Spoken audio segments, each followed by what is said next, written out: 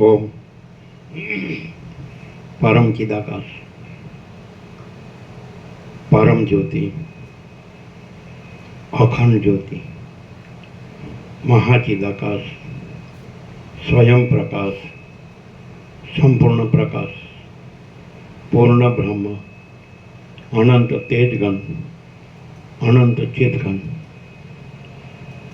परमाकाश, केवल अनंत शुद्ध तेजगण, परमाकाश, अखिलात्मा, पूर्ण ब्रह्म, परमात्मा, परम चिदाकाश, परम ज्योति, अखंड ज्योति, अनंत पूर्ण परम चिदाकाश, परम शांति, स्वयं सिद्ध, स्वयं प्रकाश, स्वयं पूर्ण, स्वस्वरूप, यही सब कुछ है, इसके सिवा कुछ नहीं है।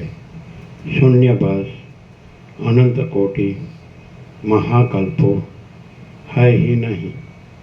महाचिदाकाश, स्वयं प्रकाश, संपूर्ण प्रकाश, महाचिदाकाश ज्योति, अनंत, अखंड, अभेद, महाचिदाकाश ज्योति, महातत्व, महासामान्य, महाचिदाकाश, स्वसंवेद्य, सहज निर्विकल्प, महाचिदाकाश, परम कैवल्य, परम शांति, परम चिदाकाश, अनंत, पूर्ण, निरपेक्ष, सत, अनंत, संपूर्ण, अपरिधि, निर्भ्रांत, निरपेक्ष। वशिष्ठ राम निर्वाणोत्तरार्ध राउंड 43मो राउंड।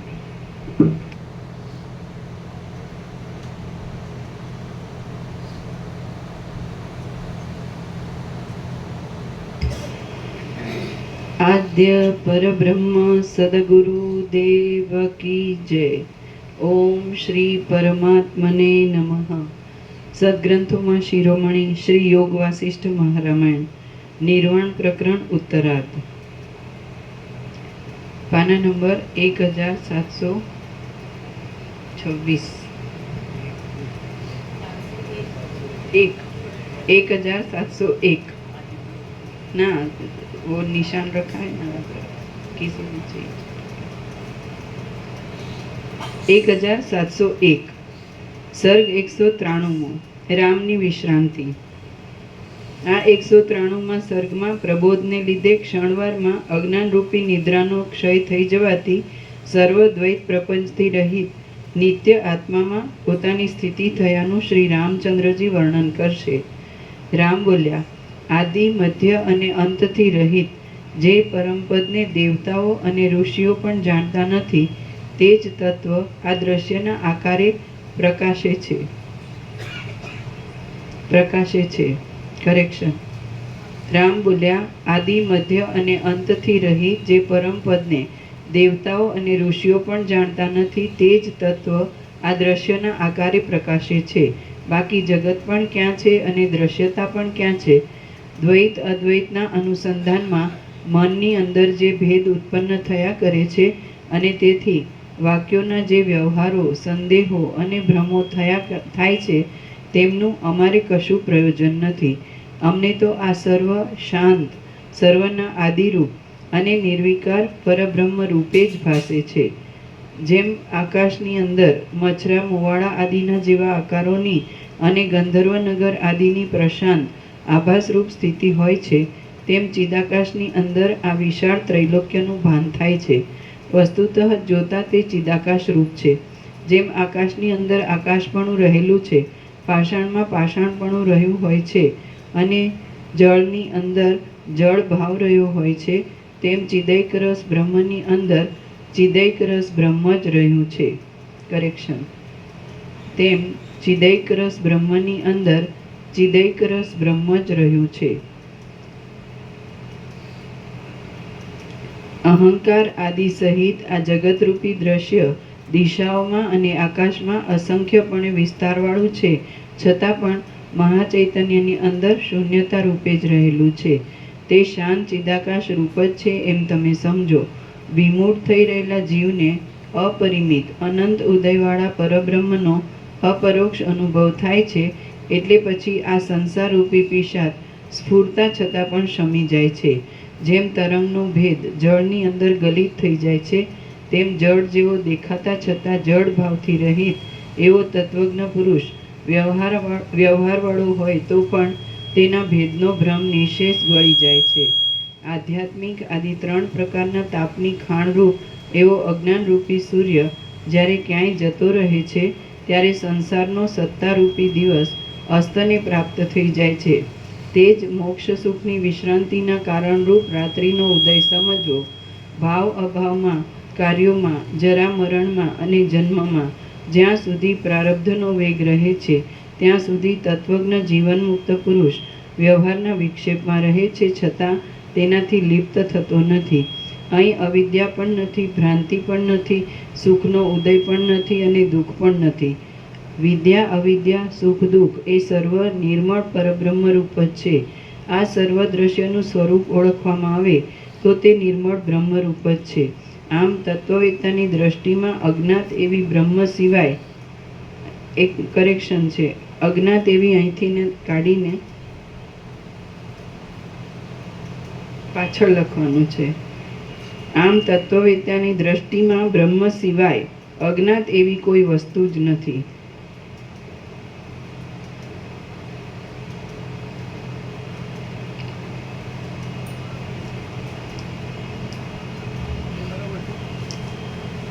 વાક્યરત્ન બરોબર છે. બ્રહ્મ સિવાય અજ્ઞાત એવી બીજી વસ્તુ નથી. વાક્યરત્ન બરોબર હા, એટલે બીજી વસ્તુ માટે અજ્ઞાત એવી છે કે આમ તત્વ બ્રહ્મ સિવાય જ્ઞાત એવી બીજી વસ્તુ નથી. તમે અજ્ઞાત એવી જ્ઞાત એવી બીજી, એટલે બ્રહ્મ જ એને જ્ઞાત છે. એ સિવાય બીજો એને જ્ઞાત નથી. એમાં તમે યાર ભણેલા ગણેલા, અમે ટબુનો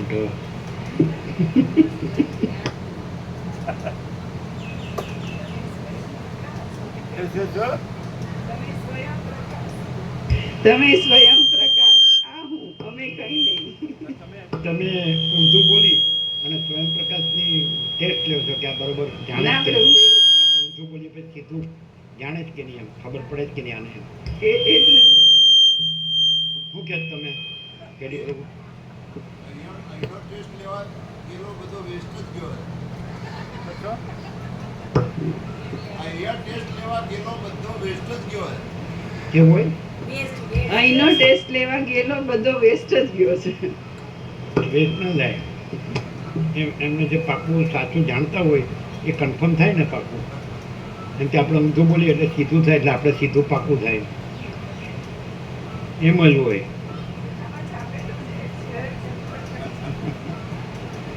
તમને ખ્યાલ આવ્યો શું સુધન? અજ્ઞાત એવી કોઈ વસ્તુ નથી ને જ્ઞાત. એટલે કે આમાં તો દ્વૈત છે ઉપચારમાં તો, કે ભાઈ તત્વવેત્તા છે ને એ બ્રહ્મ સિવાય બીજું જાણતા નથી. પણ એવું નહીં. હજી એને વધારે ક્લિયર કરવું તો બ્રહ્મ પોતામાં બ્રહ્મ સિવાય બીજું જાણતું જ નથી. જે કે એમાં બરાબર એમ. તમારું કાંઈ હોય તો કહો ને. પણ બધાનું બ્રહ્મ છે ને તમારું કાંઈ છે જ નહીં. તો પછી અમારું કાંઈ છે જ નહીં કેમ કીધું? બધાનું હોય તો તમારું ખરું કે નહીં? હા કે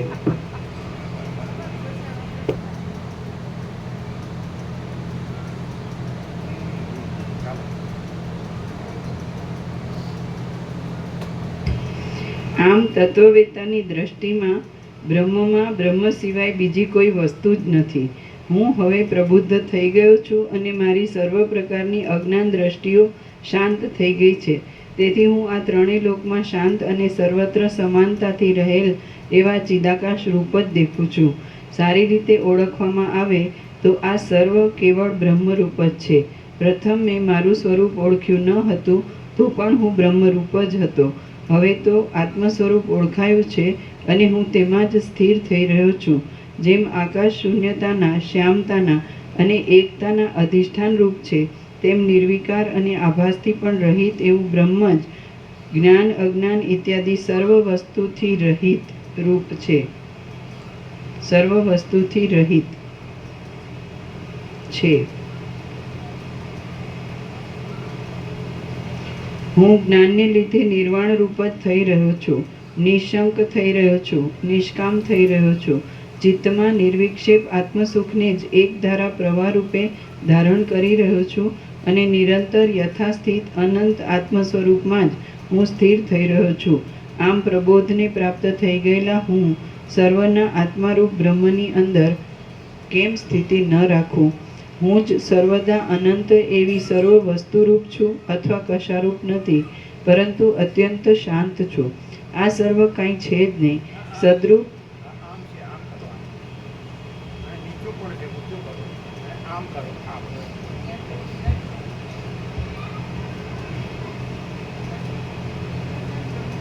વધારે થઈ ગયું. આમ કરો.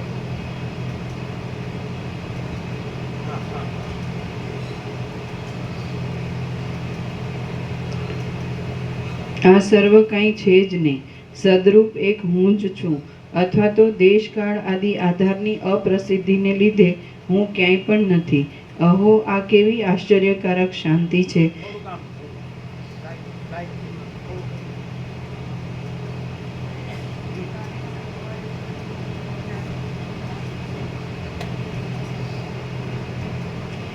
જે કાંઈ જાણવા યોગ્ય હતું તે મેં જાણ્યું.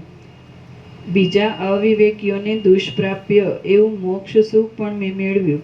આ સમસ્ત વસ્તુઓનો સમૂહ મારી દ્રષ્ટિમાં બિલકુલ જ નથી. છેવટના સાક્ષાત્કાર વડે પ્રબોધને ઉત્પન્ન કરનારું આત્મ સ્વરૂપ મને ઓળખાયું છે અને તેને વિશે જન્મ મરણ આદિ દુઃખોનું નામ પણ નથી.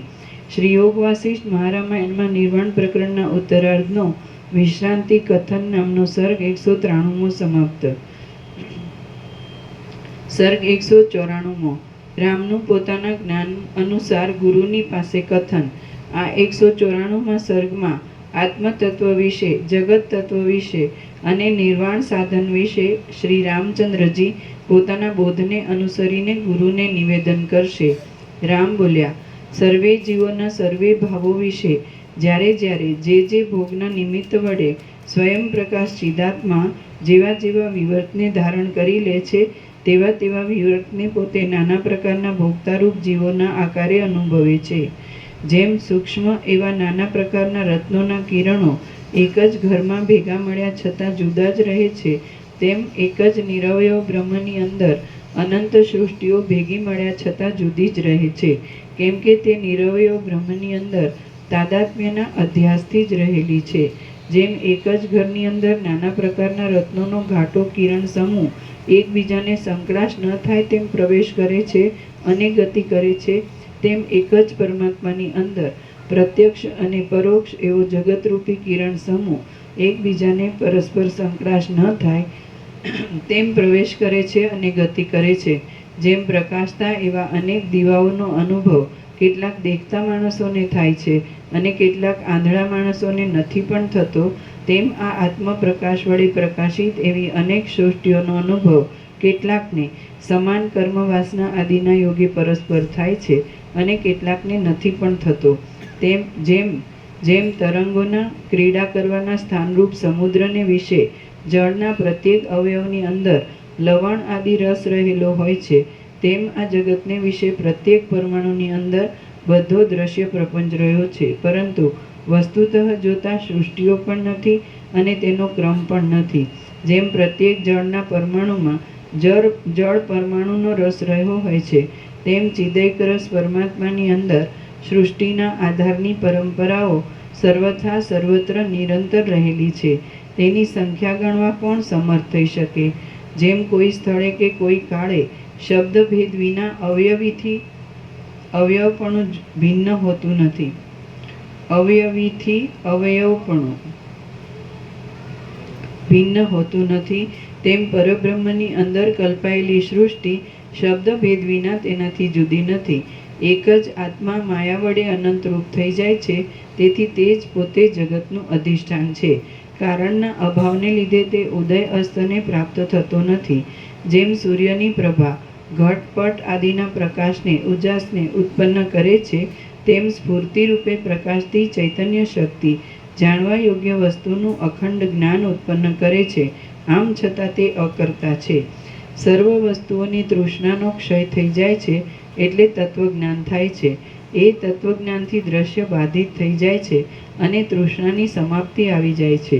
આમ આત્મા પોતાની મેળે જ દેહ આદિ ક્ષણિક વસ્તુના તાદાત્મ્યના અધ્યાસથી રહિત થઈ જાય છે. આવી નિર્વિક્ષેપ સ્થિતિને જ સમાધિરૂપ અને નિર્વાણરૂપ કહેવામાં આવે છે. આમાં તો બધું કરવાનું કીધું છે.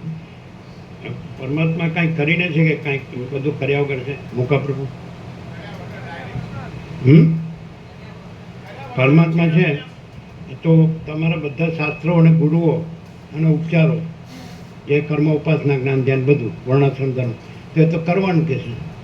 અને તમે કહો છો કે પરમાત્મા છે જ, એ તો કાંઈ કર્યા વગર છે, તો પછી આ શું છે બધું?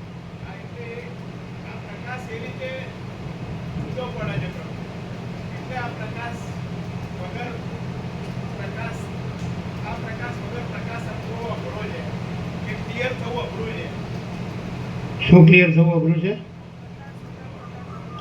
આ પ્રકાશ વગર પ્રકાશ થવો અઘરો છે અને આ પ્રકાશ વગર ક્લિયર થવું અઘરું છે. પહેલા એમ કીધું કે એટલે આ પ્રકાશ એ બધાથી જુદો પડે છે. અમે એમ કહીએ કે પ્રકાશ ક્યાંયથી કશાયથી જુદો પડતો નથી. અમારે બધું ઊંધું છે કે નહીં? બોલો, અમે કીધું સમજ્યા? આ પ્રકાશ કશાયથી જુદો પડતો નથી. એ કે છે બધાથી જુદો પડે છે. હવે હું કરું?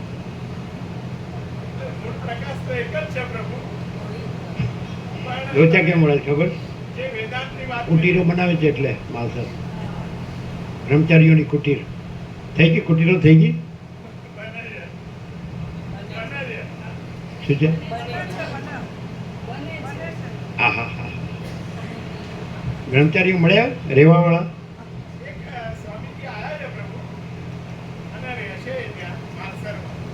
માલસરમાં નહીં, તમારી કુટીરોમાં.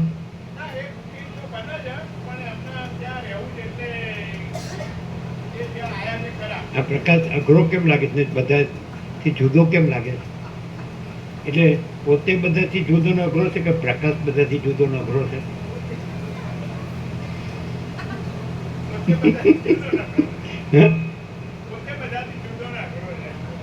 હવે આમ કહો તો આમ ને પાછું આમ કહો. કેટલાક એવું કે આપણે આમ બોલીએ એટલે સમજે આમ બોલે, આપણે આમ બોલીએ એટલે સમજે આમ બોલે. એટલે આમ અહીંયા અટપટું નથી લાગતું? હવે સીધું પેલા અઘરું કીધું.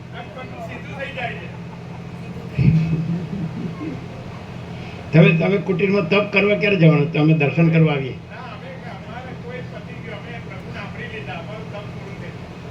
શું કહે? અમારું તપ પૂરું થઈ ગયું, અમે પ્રભુને સાંભળી લીધા. સાંભળી લીધા હો એટલે હવે સાંભળવા પણ નથી એમ એવું?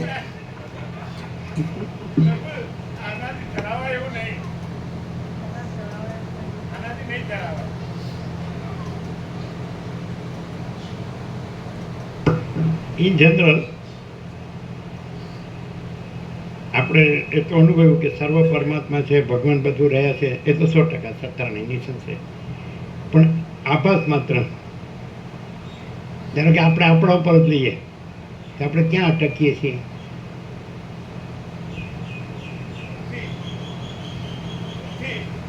શું? જો સર્વ પરમાત્મા હોય તો હું બીજું કોણ છે?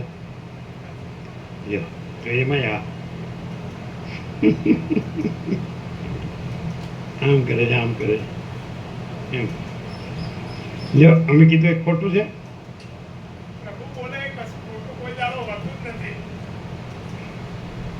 ના ના, એવું ન હોય. માણસ માત્ર ભૂલને પાત્ર.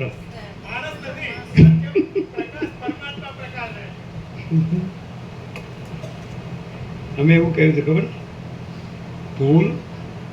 ભૂલ કરવા માટે નથી, ભૂલ સુધારવા માટે છે. આ સમજાશે નહીં થોડું? ભૂલ કરવા માટે નથી, ભૂલ ભૂલ સુધારવા માટે છે. એટલે શું ખબર છે, ધારો કે આપણે કંઈ કામ કરતા હોય તો કામ કરીએ તો ભૂલ થાય ને, પણ આપણે જે કામ કરીએ છીએ કંઈ ભૂલ કરવા માટે નથી કરતા. પણ માણસ માત્ર ભૂલને મતલબ ભૂલ સંભવ છે, પણ ભૂલ આપણે કંઈ આપણો ઈરાદો કામ કરવાનો છે ને, સરખી રીતે વ્યવસ્થિત કામ કરવાનું છે, તો ભૂલ કરવા માટે આપણો ઈરાદો છે. એટલે ભૂલ ભૂલ કરવા માટે નથી, પણ ભૂલ થાય તો ભૂલ સુધારવા માટે. કોઈ માણસ કાંઈ કરે છે તો એ સારું કરવા જ કરે છે, આનંદ મંગળ કરવા જ કરે છે, બરાબર, ઇન જનરલ. તો એ કંઈ ભૂલ કરવા નથી કરતો. આનંદ મંગળ કાંઈ ભૂલથી ન થાય, એટલે આનંદ મંગળ કરવા સારું જ કરે છે, ભૂલ કરવા સારું નથી કરતું. પણ ભૂલ થાય તો ભૂલ ભૂલ કરવા માટે નથી, ભૂલ સુધારવા માટે. હજી સમજાણું નહીં હોય. શું ભૂલ કરવા માટે નથી, ભૂલ સુધારવા માટે. આપણે બોલીએ એટલે બોલી દેવું. હા બોલો. Means કે પ્રકાશની અંદર કોઈ જગ્યાએ જો error હોય તો એ આ પ્રકાશથી દૂર થઈ જાય. એટલે પ્રકાશમાં એરર હોય ખરો. અને તમે વેદાંત બ્રહ્માંડ એટલું બધું ભણ્યા છો ને ઉત્તરકાશી, કે અમારો તો નો ક્લાસ. શું કહો છો? અમે ન સમજીએ કે તમને સાચી વાત ને. તમે કેટલા બધા સાધુ સંન્યાસીઓની વચ્ચે રહ્યા કેટલાય વર્ષો, અને અમે તો એકલા લેવા અમને વિચારીએ. તો તમે કેટલું બધું વેદાંત બ્રહ્માંડ જાણ્યું, અમે કાંઈ ન જાણ્યું. લ્યો હા કે છે.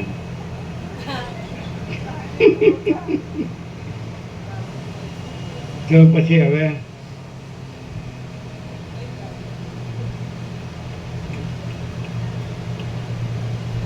શું કયો ચોખ્ખું કંઈક કયો ને. બસ એ જ પ્રભુ, પ્રકાશનું કંઈ જાણવા પણ નથી. પ્રકાશ જ જાણવાપણું છે.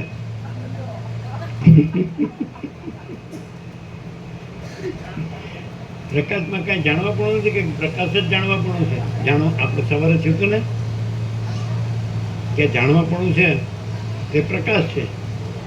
સવાર નહોતું થયું, 2 વાર થયું. શરૂઆતમાં થયું, પછી બીજા આવ્યા ને નવા, એટલે ઇન્દ્રપુરાવાળા બધા આવ્યો ને એટલે ફરીથી લીધું ને કે બધું જણાય છે તો પ્રકાશ જ જણાય છે, માટે બધું પ્રકાશ જ છે.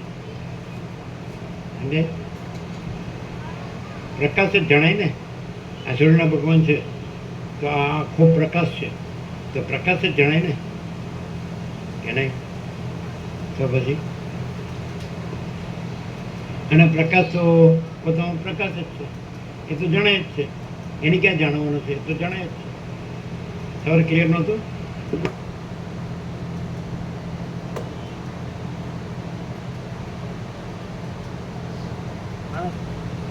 માણસ કેમ ગૂંચવાય છે, ખ્યાલ આવે? કેમ? મહાચિદાકાશ સ્વયં પ્રકાશ, સંપૂર્ણ પ્રકાશ, ચોખ્ખો છે, કૈવલ્ય છે, પરમ કૈવલ્ય. એમાં કાંઈ નથી એવું સાચું માનીને ગૂંચવાતો રહે. એમાં હા હું ત્યાંથી શરૂઆત થાય, અને પછી એની ગ્રંથિઓ બધી કંઈ પણ આગળ પાછળનું કંઈ પણ નહીં. કેમ હશે સમજ્યા વગર? કેડી પ્રભુ? બધા બધા પ્રભુ ગૂંચવાડ જ કરેલા એટલે ગૂંચવા જ કે ના, કોઈ ગૂંચવાડો કરતા નથી, બધાય બરાબર છે. મામા પ્રભુ, આપણે આપણી પર લ્યો. તમે જે કરો એ સમજીને જ કરો કે નહીં? આ કે જો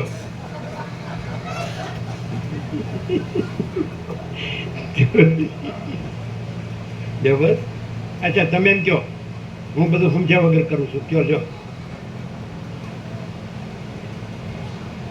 આ કે મેં બધું સમજીને જ કર્યું. સારું કર્યું જો. હવે પાછું પછી ખબર પડી પાછું. ચેરો પ્રભુ, તમે બધું સમજીને નથી કર્યું? શું કે છે? હું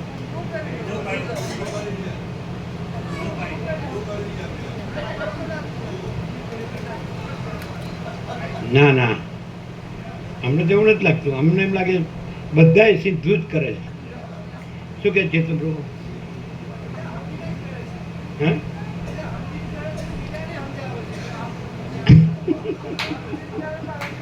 બધા સમજીને જ કરે છે અને પછી બધાને સમજાવે કેવું. શું કે છે?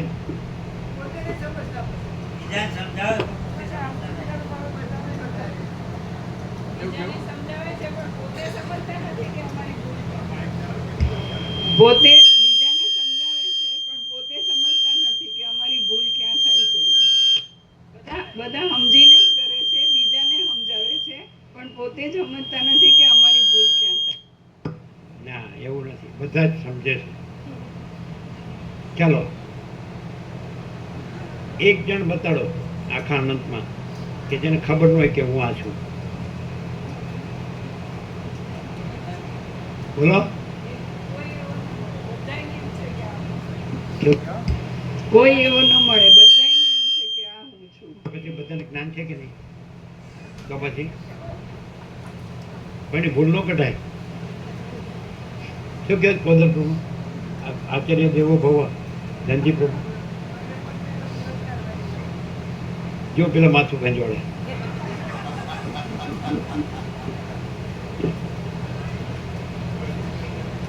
જો કોઈ માણસ વસિષ્ઠનો સાચો વિદ્યાર્થી થાય ને તો પછી કોઈ દિવસ આચાર્ય ન થાય. સમજે? અને આચાર્ય થઈ ગયો હોય ને તો કદી વસિષ્ઠનો સાચો વિદ્યાર્થી ન થાય.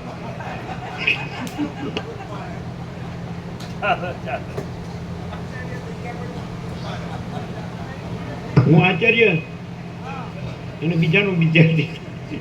મારા અંદર કેટલા હજારો વિદ્યાર્થીઓ ભણી ગયા ને.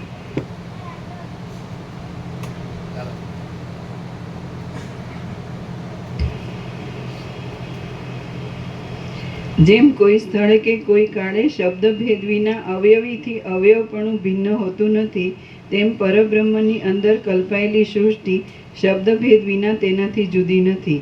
એક જ આત્મા માયા વડે અનંતરૂપ થઈ જાય છે, તેથી તે જ પોતે જગતનું અધિષ્ઠાન છે. કારણના અભાવને લીધે તે ઉદય અસ્તને પ્રાપ્ત થતો નથી. જેમ સૂર્યની પ્રભા ઘટપટ આદિના પ્રકાશને કોઈ પણ હોય તો બધાને એવી ખબર ખરી કે નહીં કે પરમાત્મા પોતામાં પરમાત્મા જ છે. પરમાત્મા પોતામાં બીજું કાંઈ નથી ને બીજું કાંઈ થતા નથી. શું કહેશો? ખાલી એમને મહા ન કરો સમજ્યા વગર. શું શું?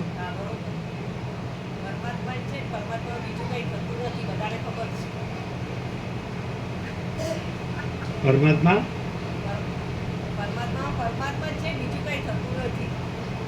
તો બીજું કામ કરો છો?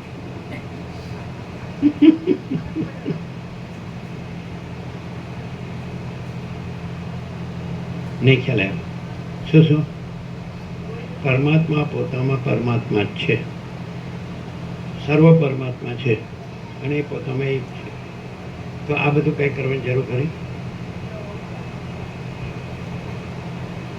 ન ખ્યાલ આવ્યો. અને એ કંઈ ખબર પડવાની જરૂર છે?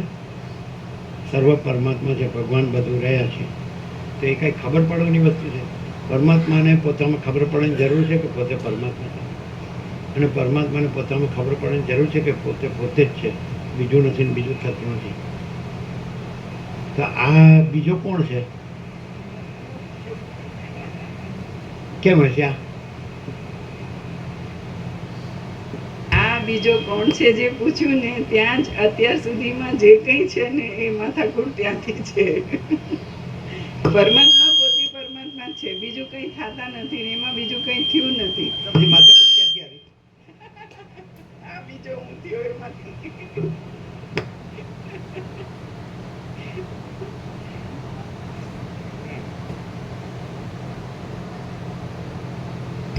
જેમ સૂર્યની પ્રભા ઘટપટ આદિના પ્રકાશને ઉજાસને ઉત્પન્ન કરે છે, તેમ સ્ફૂર્તિ રૂપે પ્રકાશથી ચૈતન્ય શક્તિ જાણવા યોગ્ય વસ્તુનું અખંડ જ્ઞાન ઉત્પન્ન કરે છે.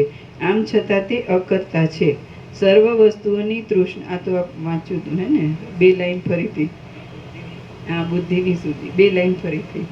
સર્વ વસ્તુઓની તૃષ્ણાનો ફરીથી નહીં, જેટલા આવ્યો એટલેથી જ લેવાનું. ઓકે. બુદ્ધિની જડ વૃત્તિ વડે બોધરૂપ આત્માનો બોધ સાક્ષાત્કાર થતો નથી. વળી આત્મા પોતે જ બોધરૂપ છે. તે બુદ્ધિ વડે જ બોધને પ્રાપ્ત થાય એ વાત અસંભવિત હોવાથી બંધ બેસતી નથી.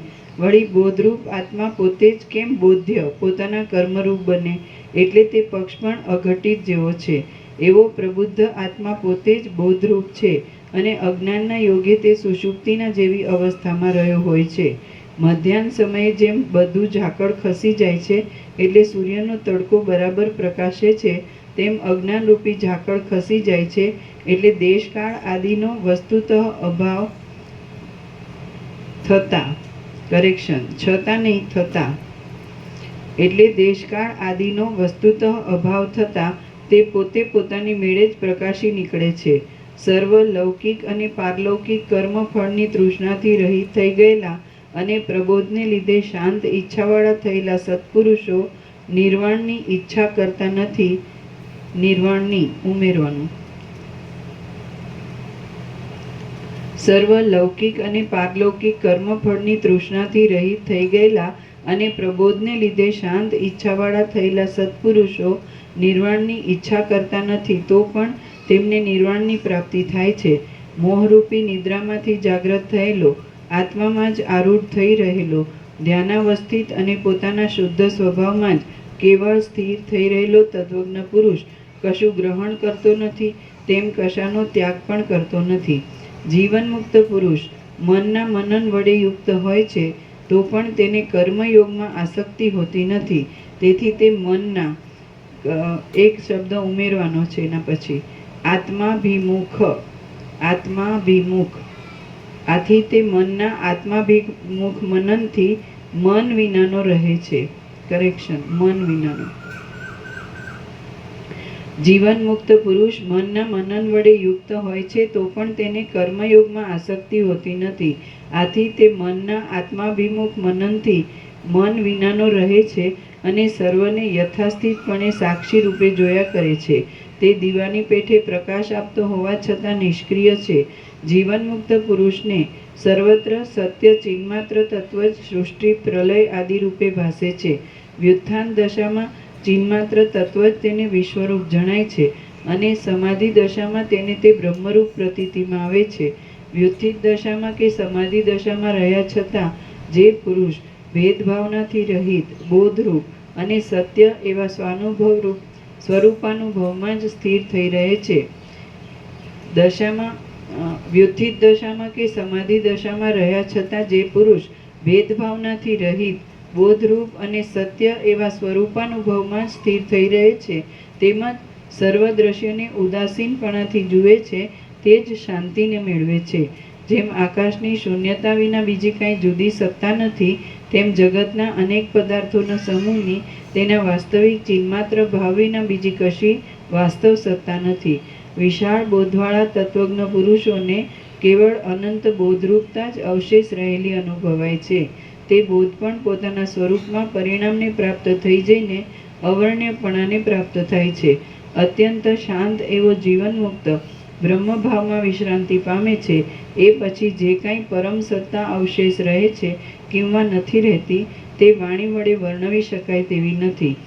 તે સત્તા સામાન્યની પરાકાષ્ઠા છે અને શુદ્ધ નિરુપાધિક ઈશ્વર ચૈતન્યથી કાંઈ ભિન્ન નથી. વળી તે અને આ સૃષ્ટિ પણ તે જ સત્તારૂપ છે. આમ સર્વ શાંત એવા અવિનાશી પરબ્રહ્મ રૂપ જ છે. સ્વચ્છ, શીતળ, જ્ઞાનરૂપ અને તૃષ્ણાથી રહિત એવા નિર્વાણ પદનો અનુભવ કરવા માટે બ્રહ્મા, વિષ્ણુ અને મહેશ પણ એ સત્તા સામાન્યને જ ઈચ્છે છે. શુદ્ધ એવું ચૈતન્ય જ સર્વત્ર સર્વથા સર્વકાળમાં સર્વ પદાર્થોના આકારે રહેલું જ છે. તે નિત્ય છે અને તેનો નાશ સંભવતો નથી. આ સંસાર અનેક સંતાપોથી ભરપૂર છે અને નિર્વાણ પદ અતિ શીતળ છે. સંસાર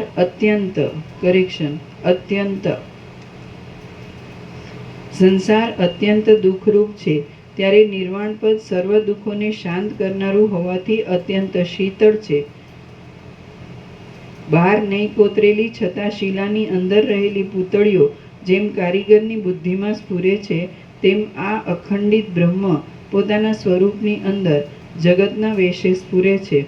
જેમ જળાશયની અંદર રહેલો તરંગોનો સમૂહ તેમાં સ્ફુર્યા કરે છે, તેમ અવિનાશી ચિદ્રૂપ તત્વ પોતે જ અન્નમય આદિ કોષમાં તથા બ્રહ્માંડ મંડળની અંદર અનેક દ્રશ્ય આદિના આકારે થઈ જઈ સ્ફુરિત થાય છે. અજ્ઞાનરૂપ આવરણ વડે આત્મભાવ ઢંકાયેલો હોવાથી જળ જેવા બની ગયેલા ચિદાકાશના જાણે કૃત્રિમ વેશ હોય એવા જણાતા અને વિભક્ત નહીં છતાં વિભક્ત જેવા થઈ રહેલા જે જીવોએ નિર્વિભાગ આત્માની ભોગ તથા મોક્ષ આદિના સંબંધમાં જેવી તેવી ભાવના ઘણા લાંબા કાળ સુધી દ્રઢ અભિનિવેશથી કલ્પી લીધી હોય છે, તે જીવોને તેવી ભાવના પ્રમાણે આમાં જેવી ભાવના જે જીવોએ નિર્વિભાગ આત્માની ભોગ તથા મોક્ષ આદિના સંબંધમાં જેવી ભાવના ઘણા લાંબા કાળ સુધી દ્રઢ અભિનિવેશથી કલ્પી લીધી હોય છે, તે જીવોને તેવી ભાવના પ્રમાણે અનુભવ થયો હોય છે. જેમ સ્વપ્નમાંથી જાગી ગયેલા પુરુષને પોતાના બંધુનું સ્વપ્નમાં મૃત્યુ કે જીવન પ્રતીતિમાં આવે છે, તો પણ જાગ્યા પછી તેમાં તેને સત્યતાની પ્રતીતિ થતી નથી, તેમ તત્વજ્ઞ પુરુષને દ્રશ્યમાં સત્યપણાની ભ્રાંતિ થતી નથી. જે કાંઈ આ દ્રશ્ય આદિ છે તે સર્વ શાંત પરમાનંદમય પરબ્રહ્મરૂપ છે. આમ જો અંદર સમજવામાં આવે કે ભાવના કરવામાં આવે તો પછી ભ્રમની ઉત્પત્તિ જ ક્યાંથી થાય? દેહના સંબંધથી અનુભવાતા ભોગો વિશે તથા તેના ઉપાયો વિશે જો યથાર્થ રીતે જ્ઞાનનો ઉદય થાય છે તો સ્વપ્નની પેઠે જ વૈરાગ્ય થાય છે. વૈરાગ્યથી જ્ઞાનની વૃદ્ધિ થાય છે અને જ્ઞાનથી વૈરાગ્યની વૃદ્ધિ થાય છે. એ બંને ભીંત અને તેના ઉપર પ્રકાશની પેઠે પરસ્પર એકબીજાને ઉપકારી છે. જે જ્ઞાન વડે વૈરાગ્ય થાય તે જ ખરું જ્ઞાન છે. બાકી જે વડે ધન, સ્ત્રી, પુત્ર આદિનો વધારો થતો રહે છે તે તો જડતા જ વધી છે એમ સમજવું. તૃષ્ણાથી રહિત થઈ જવું તે જ ખરું જ્ઞાન છે. બાકી જેમાં વિતૃષ્ણપણું વૈરાગ્ય નથી તે પાંડિત્ય તો મૂર્ખતા જ છે. પરસ્પર વૃદ્ધિ પામેલા જ્ઞાન અને વૈરાગ્ય વસ્તુતઃ અસત્ય જ છે.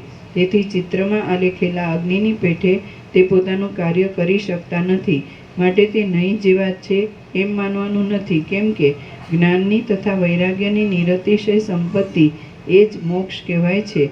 અને તેવા અનંત શાંત પદમાં સ્થિતિ રાખનાર પુરુષને પછી શોક કરવાનો સમય આવતો નથી. જે કાંઈ જાણવાનું હતું તે સર્વ જાણ્યું, જે છોડવાનું હતું તે છોડ્યું, જે કરવાનું હતું તે કર્યું અને જે જોવાનું હતું તે સર્વ જોયું. જે કંઈ છે તે સર્વ શાંત, આદિરૂપ અને નિર્વિકાર એવા પરબ્રહ્મરૂપ જ છે. આત્મારામ પોતાના આત્મામાં જ રમી રહેલા આત્મારામ, શાંત, તૃષ્ણાથી રહિત અને નિરહંકાર એવા જીવનમુક્ત પુરુષની સ્થિતિ આકાશના જેવી નિર્મળ તથા નિસંકલ્પ છે. જેમ કોઈ પાંજરામાં પૂરાયેલો સિંહ ઊભો થઈને પોતાના પુરુષાર્થથી પાંજરાને તોડી નાખે છે, તેમ હજારોમાંથી કોઈ પરાક્રમી વિરલ નર જ જાગ્રત થઈ જઈને વાસનાઓના સમૂહરૂપી ઝાડને તોડી નાખે છે. જેમ શરદ ઋતુમાં વાદળા પોતાની મેળે જ શમી જાય છે, તેમ આત્મપ્રકાશને પ્રાપ્ત થયેલો શુદ્ધ અને અંતર પ્રકાશવાળો તત્વવેત્તા પુરુષ પોતાની મેળે જ શાંતિ પામે છે. જેણે જાણવાનું જાણી લીધું છે, જે સંકલ્પથી રહિત થઈ ગયો છે, જેનું હૃદય સંકલ્પોનું ઉલ્લંઘન કરી રહ્યું છે અને જે વાસનાથી પણ રહિત છે, એવો જીવનમુક્ત પુરુષ પવનની પેઠે નિસંગપણે વ્યવહાર કર્યા કરે છે અથવા તો વ્યવહાર ન કરતા સમાધિમાં વિશ્રાંત થઈ રહે છે. વસ્તુ માત્રમાં રહેલા શુદ્ધ તત્વનું મનન કરવાથી આ સર્વ દ્રશ્ય ભ્રાંતિ માત્ર છે એવો જે સ્થિર નિશ્ચય થાય છે, તે નિશ્ચયપૂર્વક સર્વત્ર આકાશની પેઠે નિર્લેપ રહેવું અને વાસનાથી રહિત એવી સ્થિતિ રાખવી એ જ મોક્ષ દશાની સ્થિતિ છે. શુદ્ધ અંતઃકરણવાળા પુરુષને વિશે વાસનાનો ક્ષયનો ઉદય થાય છે.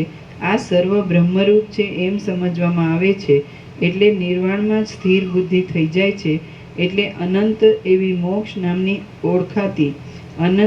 મોક્ષ નામથી ઓળખાતી ઉત્તમ શાંતિ પોતાની મેળે જ ઉદય પામે છે.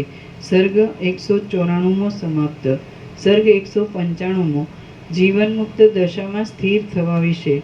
આ 195મા સર્ગમાં શ્રી રામચંદ્રજી કે જે પોતે પ્રબોધને પ્રાપ્ત થઈ ગયેલા છે, તેમના ઉત્તમ વચનો સાંભળી તેમની પ્રશંસા કરી પાછી પરીક્ષા કરવા માટે ગુરુ વશિષ્ઠજી કેટલાક પ્રશ્નો પૂછશે અને શ્રી રામચંદ્રજી તેનું સમાધાન કરશે. વશિષ્ઠ બોલ્યા, અહો રામચંદ્રજી, હવે તમે પ્રબુદ્ધ થયા છો. તમારી વાણી અવિવેકી પુરુષોના પાપોને દૂર કરનારી છે, તેમજ પ્રબુદ્ધ પુરુષોને હર્ષ ઉપજાવી કંઈક આનંદપૂર્વક હાસ્ય ઉત્પન્ન કરનારી છે. આ જગત અસત્ય જ છે, છતાં ભાસ્યા કરે છે. સંકલ્પનો ક્ષય થતાં તે શાંત થઈ જાય છે, એ જ શાંતિ છે. નિર્વાણ પણ એ જ છે અને ખરો પરમાર્થ પણ એ જ છે. કલ્પના અને અકલ્પના, નિર્વિકલ્પ ભાવ, એ બંને પરબ્રહ્મના જ રૂપ છે, બીજાના નથી. જેમ પવનમાં ચપળતા અને સ્થિરતા બંને રહ્યા હોય છે, તેમ તે બંને બ્રહ્મની અંદર રહેલ છે. તો તેમાં દ્વિત્વ એકત્વ વળી ક્યાંથી હોય? શાંતિમાં, સમાધિમાં અથવા વ્યવહારમાં પ્રબુદ્ધ પુરુષની શિલાના ગર્ભની પેઠે જે નિર્વિક્ષેપ સ્થિતિ રહે છે, તે જ નિર્મળ મુક્ત સ્થિતિ કહેવાય છે. મુક્ત મુક્ત સ્થિતિ. હે રામચંદ્રજી, અમે સમાધિમાં અને વ્યવહારમાં એ જ નિષ્પાપ પદમાં રહીને જ આ પ્રમાણે સમાનતાથી, સમતાથી રહ્યા કરીએ છીએ. વ્યવહારમાં રહ્યા છતાં પણ શાંત અને પ્રબુદ્ધ બ્રહ્મા, વિષ્ણુ, મહેશ આદિ જીવન મુક્તો પણ નિરંતર એ જ પદમાં સ્થિત થઈ રહેલા છે. અમે શિલાના ગર્ભની પેઠે નિર્વિક્ષેપ સ્થિતિમાં છીએ અને પ્રબુદ્ધ છીએ. અમારી એ નિર્વિકાર સ્થિતિનું અવલંબન કરી તમે પણ આજથી એ જીવનમુક્તિમાં પૂર્ણ સ્થિરતાને પ્રાપ્ત થઈને રહો. રામ બોલ્યા, આ જગત મિથ્યા છે. તે બ્રહ્મની અંદર ઉત્પન્ન થયેલું જ નથી. તેની જુદી સત્તા નથી. તે આરંભથી રહિત અને નિરાકાર છે, છતાં તે અનિર્વચનીય માયા વડે ભાસ્યા કરે છે. તે ઝાંઝવાના જળની પેઠે કેવળ મિથ્યા ભ્રમરૂપ છે. તરંગ અને ચકરીઓના પાણીમાં થનાર કંપની પેઠે તે કંપ્યા કરે છે. સુવર્ણમાં ભિન્ન રૂપે ભાસતા કંકણ આદિ આભૂષણોની પેઠે તે બ્રહ્મમાં અજ્ઞાનથી જ ભિન્ન રૂપે ભાસે છે. સ્વપ્નમાં તથા સંકલ્પ સૃષ્ટિમાં ખડા થઈ ગયેલા પર્વતની પેઠે તે મનોમય તથા આભાસરૂપ છે. વશિષ્ઠ બોલ્યા, જો તમે બરાબર પ્રબોધને પ્રાપ્ત થઈ ગયા હો તો હું તમને આ પૂછું છું, તમે તમારા પોતાના બોધની વૃદ્ધિ માટે મારા સંશયને દૂર કરો.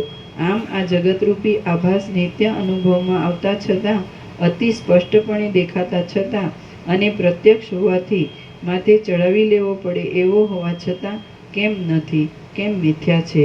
રામ બોલ્યા, આ પ્રપંચ કોઈ પણ દેશકાળમાં થયેલો જ નથી અને તેને લીધે વંધ્યાના પુત્ર જેવા આ મિથ્યા પ્રપંચની સત્તા ભ્રમરૂપ જ છે. આ જગતરૂપી ભ્રાંતિનું કયું કારણ છે કે તેથી તે ઉત્પન્ન થાય? ક્યાંય પણ કારણ વિના કાર્ય સંભવતું નથી. નિર્વિકાર, અજર અને અમર તત્વ ક્યાંય પણ કોઈ પ્રકારે કશાનું કારણ સંભવતું નથી. વળી પૂર્વાવસ્થાનો ક્ષય થયા સિવાય બીજું કંઈ વિકારવાળું અહીં પ્રસિદ્ધ રૂપે જણાતું નથી. નામરૂપથી રહિત બ્રહ્મ જ માયાના યોગથી વિવર્ત રૂપે જગતના કારણરૂપ છે એમ માનવામાં આવે તો પછી જગતના નામરૂપોની પ્રતીતિ ક્યાં યથાર્થ રૂપે રહી અને શી રીતે તથા કોને તે સત્યરૂપ ભાસે? તેથી અવર્ણ્ય એવા શાંત પરમપદની અંદર હિરણ્યગર્ભ એવા નામનું પ્રથમ ચૈતન્ય કેટલાક ઘણા લાંબા 2 પરાર્ધ કાળ સુધી વિવર્ત રૂપે આતિવાહિક દેહને ધારણ કરે છે અને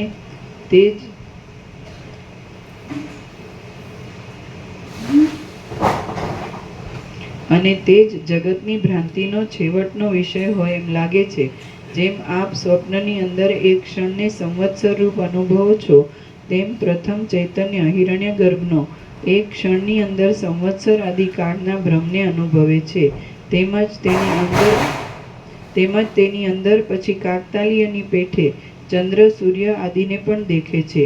જેનું શરીર સંકલ્પોથી બંધાય છે એવા આદિ ચૈતન્ય હિરણ્યગર્ભને આ જગત પોતાની મેળે દેશ, કાળ, ક્રિયા આદિ સાથે ચિદાકાશની અંદર અત્યંત સ્ફુટ રૂપે ભાસ્યા કરે છે. પછી તે મિથ્યા રૂપે ખડા થઈ ગયેલા જગતની અંદર તે મિથ્યા પુરુષ મિથ્યા રૂપે તેની ક્રિયાઓ કરે છે અને પરિવર્તન પામ્યા કરે છે. તે પોતે જ વ્યષ્ટિ જીવરૂપ બનીને નીચેના લોકથી ઉપરના લોકમાં જાય છે અને ઉપરના લોકમાંથી નીચેના લોકમાં આવે છે. કાકતાલીયની પેઠે તેના સંકલ્પની પ્રથમ પ્રમાણે આજ પર્યંત જો એક જ સ્થિતિ રહી હોત તો કલ્પિત એવા અનંત સાધનોવાળા પદાર્થોના અનર્થોનો સંભ્રમ પણ તે જ પ્રમાણે સ્થિતિને ધારણ કરી રહ્યો હોત. શીલા કામિની રૂપ થઈ જઈને વંધ્યાપુત્ર રૂપી પોતાના પતિના કપાળમાં આકાશના ચૂર્ણ વડે તિલક કરે છે અને અત્યંત શોભાને ઉત્પન્ન કરે છે. એ વાત જેમ મિથ્યા છે તેમ આ જગત પણ મિથ્યા છે. એ જગત કેવળ વિકલ્પ માત્ર જ ખડું થઈ ગયેલું છે, અથવા અધિષ્ઠાન દ્રષ્ટિથી જોઈએ તો આ સત્ય જ છે. કેમ કે મિથ્યાપણું વળી તેમાં ક્યાંથી હોય, અથવા તો તેનું મિથ્યાપણું પણ નથી અને સત્યપણું પણ નથી, પરંતુ જન્મ આદિ વિકારથી રહિત પરમ તત્વ જ અનિર્વચનીયપણે સર્વરૂપ થઈ રહેલું છે. આ જગત આકાશના ગર્ભ જેવું સ્વચ્છ છે, શિલાના ગર્ભ જેવું એક રસ છે, પાષાણ મૌનના જેવું શાંત નિર્વિકલ્પ છે અને બ્રહ્મરૂપ હોવાથી અવિનાશી છે. વિરાટ રૂપ આતિવાહિક દેહ ચિન્માત્ર છે, છતાં ચિદાત્માના સર્વાત્મ ભાવ વિશેના માયિક સંકલ્પથી તે સર્વના આકારે થઈ રહેલ છે. તેની અંદર ભાવનાના બળથી ચિદાકાશના વિવર્ત રૂપે જે કાંઈ સ્ફૂર્તિ ઉઠે છે તે જ જગત રૂપે ભાસે છે. આમ શાંત, અત્યંત સમાનપણે સર્વત્ર વિસ્તરી રહેલ અનાદિ અને અનંત એવું ચિદાકાશ જ છે. અહીં જગતની વાત જ ક્યાં છે? જેમ જળની અંદર તરંગોના ઉછળવાથી તથા બેસી જવાથી જળના સ્વભાવમાં કાંઈ ફેરફાર થતો નથી, તેમજ પરબ્રહ્મની અંદર જુદા જણાતા ભાવ અભાવ વડે કાંઈ તેના પોતાના સ્વરૂપમાં ફેરફાર થતો નથી. જળની અંદર જેમ જળબિંદુ એકરસપણે મળી જાય છે, તેમ એ શુદ્ધ પરમપદની અંદર ભૂત ભવિષ્યને જાણનાર કેટલાક વિવેકી પુરુષો એક રસપણે લીન થઈ જાય છે. જાણે પરબ્રહ્મનો કોઈ વેશ હોય અથવા કાર્ય હોય અથવા કોઈ અવયવ હોય, તેમજ આ જગત બ્રહ્મની અંદર ભાસે છે. એ નિર્મળ શાંત પદની અંદર જગત કે તેની ક્રિયાઓ સંભવતા નથી. સ્વપ્નનું સ્વપ્નપણું જણાયા પછી, દ્રશ્યનું બ્રહ્મપણું જણાયા પછી અને ઝાંઝવાના જળનું ઉખર માત્રપણું જણાયા પછી કોણ તેમાં સત્યપણાની ભાવના બાંધે? બ્રાહ્મણ જેમ મદ્યના માધુર્યને જાણતો નથી, તેમજ અવિવેકી પુરુષ જીવનમુક્ત પુરુષના પરમાર્થ વસ્તુ સંબંધી ચમત્કારને અંતઃકરણમાં અનુભવ થયા વિના જાણી શકતો નથી. પ્રબુદ્ધ પુરુષ પરમાર્થરૂપ ચમત્કારને પોતાની અંદર અનુભવે છે, પણ તે બીજા અપવિત્ર પ્રપંચના ભોગરસને જાણતો નથી. મનુષ્ય જો પોતાના બહિર્મુખ થયેલા મનને રોકી રાખીને તેને સમાધિમાં સ્થિર કરે છે અને જો આત્માના સ્વરૂપનું અવલોકન કરે છે, તો તે શાંત અને નિત્યમુક્ત એવા સ્વરૂપમાં સ્થિર થઈ રહે છે. વશિષ્ઠ બોલ્યા, બીજાંકુરની પેઠે દ્રશ્ય કારણરૂપ એવા બ્રહ્મની અંદર રહેલું છે, તો સૃષ્ટિ આદિની સત્તા અહીં શા માટે ન ઘટે? રામ બોલ્યા, અંકુર બીજની અંદર અંકુર રૂપે રહેલો જોવામાં આવતો નથી, પણ બીજની અંદર તેની જે સૂક્ષ્મ સત્તા રહી છે તે તો બીજરૂપ જ છે. બ્રહ્મની અંદર જગત તો જગત રૂપે જ પ્રતીતિમાં આવે છે, તેથી બીજાંકુરનું દ્રષ્ટાંત અહીં અસંગત છે. વળી સર્વદા પ્રલયકાળ આદિમાં પણ તે આવું જ રહેતું હોય તો તે બ્રહ્મરૂપ જ છે, કેમ કે બ્રહ્મ અવિકારી છે.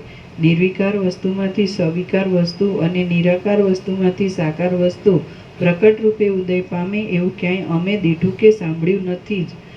જેમ એક પરમાણુની અંદર અનેક મેરુઓની સ્થિતિ અસંભવિત છે, તેમ નિરાકાર પરબ્રહ્મની અંદર આ સાકાર દ્રશ્યની સ્થિતિ સંભવતી નથી.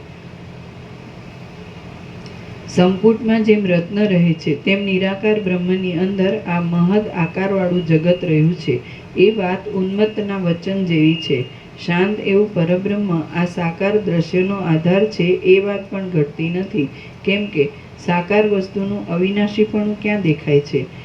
અપૂર્વ અને સ્વપ્નની પેઠે રૂઢ થઈ રહેલા આકારોને લીધે બોધમય બુદ્ધિ જ ક્ષણિક આકારને ધારણ કરી લે છે, એવી બૌદ્ધોની કલ્પના પણ અહીં ઘટતી નથી.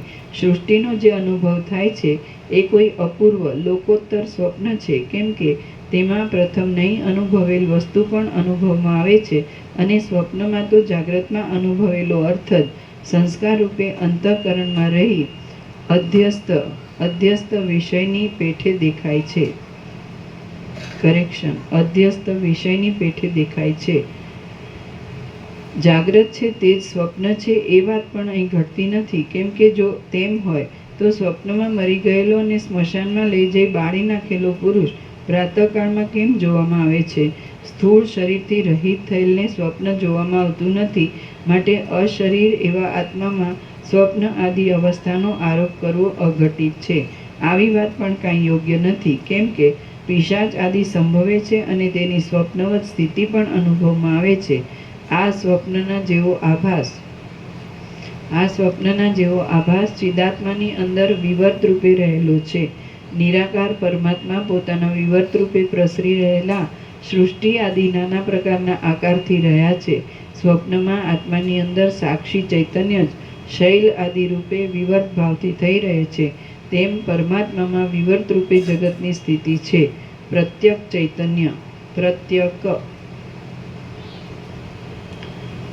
ચૈતન્ય સર્વ બંધથી રહિત બ્રહ્મરૂપ જ છે.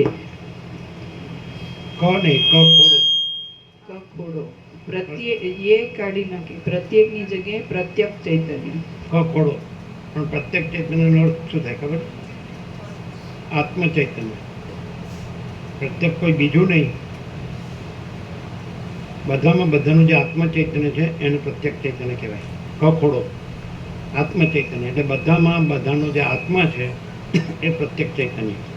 અને બધાનો જે આત્મા જે બધું જાણે છે એ પ્રત્યેક ચૈતન્ય. બધાનો આત્મા જે બધું જાણે છે એ પ્રત્યેક ચૈતન્ય. ક ખોડો પ્રત્યેક ચૈતન્ય એટલે બધાનો આત્મા અને એ જ પરમાત્મા. અને જુદા જુદા દેહોને જોડીને પરમાત્માને આત્મા કીધો છે અને દેહોને ન જોડીને એ જ પરમાત્મા છે. જુદા જુદા દેહોને જોડીને જેમ કે અનંત મહાસાગર છે અને અનંત તરંગોના આકાર છે, તો જુદા જુદા તરંગોના આકારો જોડીને, સમજાય છે, આકારો જોડીને આ તરંગનું જળ, આ તરંગનું જળ, આ તરંગનું જળ, આ તરંગનું જળ, અને જ્યાં તરંગનો આકાર ન જોડવામાં આવે તો એ જળ જ મહાસાગર છે. જળ એટલે પ્રત્યક્ષ ચૈતન્ય એટલે આત્મા. તો આ દેહનો આકાર જોડીને એને આત્મા કીધો, પણ એ કોણ છે? આ દેહનો આકાર ન જોડો તો એ પરમાત્મા છે, મહાસાગર. નહીં ખ્યાલ આવે? એટલે પ્રત્યેક ચૈતન્ય એકચ્યુઅલી પરમાત્મા જ છે, પણ દેહનો આકાર જોડીને એને આત્મા કીધો. અને દેહનો આકાર ન જોડીએ તો એ પરમાત્મા. નહીં ખ્યાલ આવે? એટલે ઇક્વેશન લખો જ લખાય.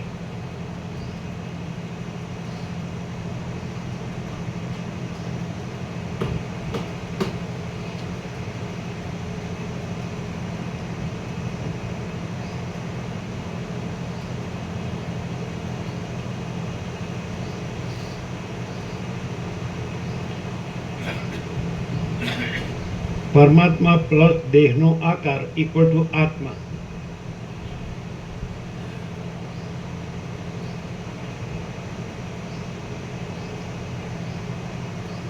આત્મા એટલે પ્રત્યેક ચૈતન્ય. આત્મા બ્રેકેટમાં પ્રત્યેક, અને આત્મા માઇનસ દેહનો આકાર ઇક્વલ ટુ પરમાત્મા. તો જ્ઞાન ને અજ્ઞાનનો શું ફેર? પરમાત્મા છે, મહાસાગર છે, તો એની આગળ એની સાથે તરંગનો આકાર જોડવો એ અજ્ઞાન, અને તરંગનો આકાર ન જોડવો એ જ્ઞાન. તરંગનો આકાર જોડવો એ બંધ, અને તરંગનો આકાર ન જોડવો એ મોક્ષ.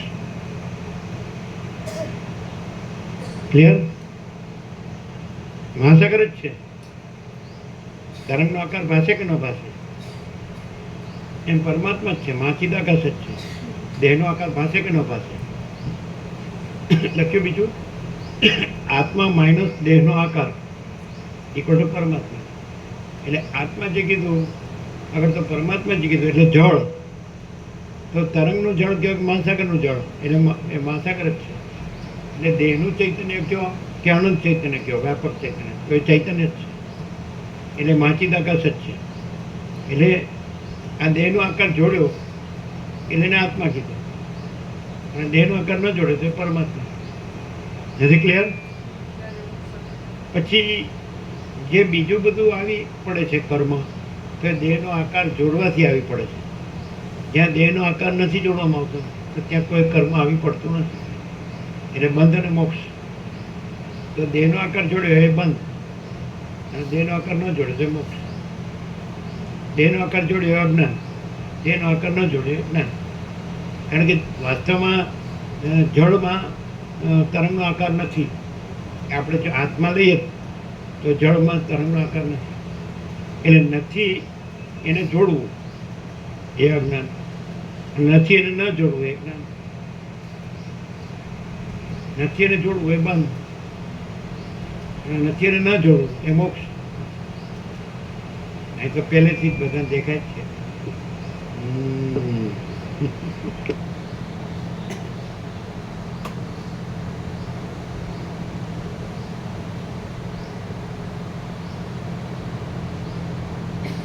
પ્રત્યેક ચૈતન્ય સર્વ બંધથી રહિત બ્રહ્મરૂપ જ છે અને સ્વપ્ન તુલ્ય આ પ્રપંચ અજ્ઞાનથી થયેલો છે એવો સિદ્ધાંત દ્રઢ સમજાય જાય. અને 100 વર્ષ સુધી જીવે, બધું એની પાસે હોય, એ બધું જાણતો હોય. અને આધુનિક વિજ્ઞાને શોધેલી બધી જ ભૌતિક સુખ સગવડો બધું હોય, ભૌતિકતા વિલાસિતા બધું જ હોય. એને છેલ્લે પૂછવાનું કે સત્ય કયો. ઉતાવળ નહીં કરવાની, 100 વર્ષ થવા દો પૂરા. ખાલી અનુમાન થાય અત્યારે. આમ 100 પૂરા, તમે અત્યારે 100 પૂરા થઈ ગયા. આ કેડી પ્રભુ અથવા તો આ શીનું પ્રભુ કે XYZ અથવા આચાર્ય પ્રભુ 100 પૂરા થવા આવ્યો હોય, દેહ શાંત થતો હોય અને તમને પૂછવામાં આવે સત્ય કયો, તો શું કયો? સાંભળો સાંભળો. સત્ય નથી એટલું બોલે, કશું સત્ય નથી એટલું બોલે. હા બોલો. એ મેળવવાનું કે ના મેળવ્યું, એ મેળવવાનું કે ના મેળવ્યું, અને ના મેળવવાનું તો એ મેળવ્યું. અને એમણે એમ કીધું ખોદર પ્રભુએ, માજી આચાર્ય હાઈસ્કૂલ, જે મેળવવાનું હતું ના મેળવવું, ના મેળવવાનું મેળવ્યું એમ કીધું. અને ધનજી પ્રભુએ શું કીધું? જે માને છે એ કશું સત્ય નથી એમ કીધું. જે માને છે એ કશું સત્ય નથી એમ કીધું ને. બરાબર. તમે શું કહો?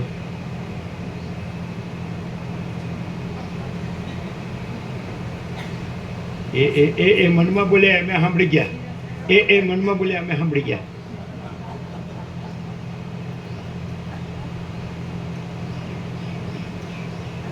બોલો સાચું ખોટું?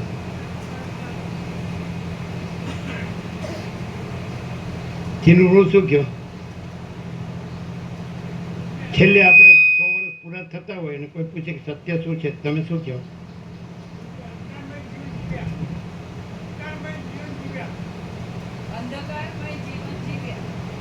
અંધકારમય જીવન જીવ્યા એમ. તમે શું કહો? ખેડી હંતાડ્યું. અમે તો કહીએ અત્યાર સુધી જેટલું જીવ્યા એમાં અમને પ્રભુ મળ્યા, એને પ્રભુનો પ્રકાશ પૂર્ણ સત્ય એ, એમાં બીજું કંઈ નહીં. એમ કીધું સ્વામીજી મળ્યા પછીનું કીધું, સ્વામીજી મળ્યા પહેલાનું ન કીધું. તો અમે 1000 વાર કહીએ, આવ ખોટું, ઊંધું અને દુઃખ અશાંતિનું મુખ્ય કારણ. તમે શું કહો? અમારે બધું બરાબર જ છે એમ કહો. એવું ખોટું શું છે? ખાઓ પીવો છો ને મજા કરો. બધા અમને તો એવું જ લાગે, બધા હે કેમ છો? બસ મજામાં. ખાઈએ, તમે કેમ છો? ખાઈએ છીએ, પીએ છીએ, મજા કરીએ છીએ. સાચું છે કે નહીં? અહીંયા અમારી સામે બેસીને ખોટું નહીં બોલવાનું. મામા પ્રભુ શું કહો? તમને 100 વર્ષ પૂરા થતા હોય છેલ્લે પૂછવામાં આવે કે સત્ય શું છે, તમે શું કહો? શું કહે છે?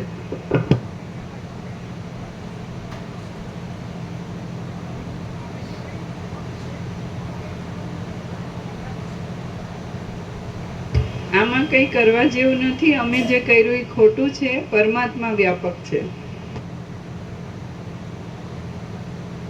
એ તો બધા ડાયા થઈ જાય.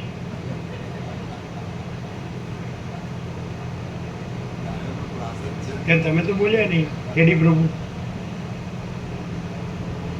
પ્રભુ કે ખબર કહો તો થવા દો. ચાલો એમ જ હતું પ્રભુ.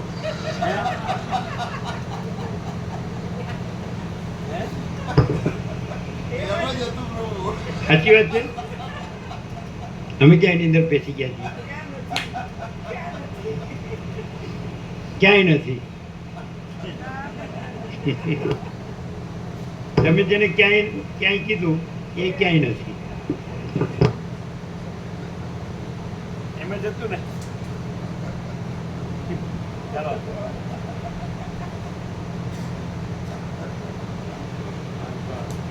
ચાલો